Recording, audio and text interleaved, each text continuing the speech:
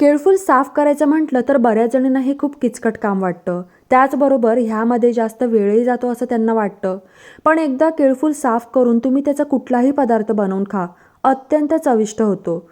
पण केळफूल खाण्याचे आपल्या शरीराला बरेचसे फायदे आहेत, तुम्हाला माहीत आहे का? लहान मुलांनी आणि स्त्रियांनी तर आवर्जून एकदा तरी केळफुलाची भाजी किंवा कुठलाही पदार्थ हा खाल्लाच पाहिजे. त्याचबरोबर एखादी व्यक्ती जर कमजोर असेल किंवा त्यांचं वजन वाढत नसेल, तर त्यांनीसुद्धा केळफुलाची ही भाजी किंवा एखादा पदार्थ नक्कीच खाल्ला पाहिजे.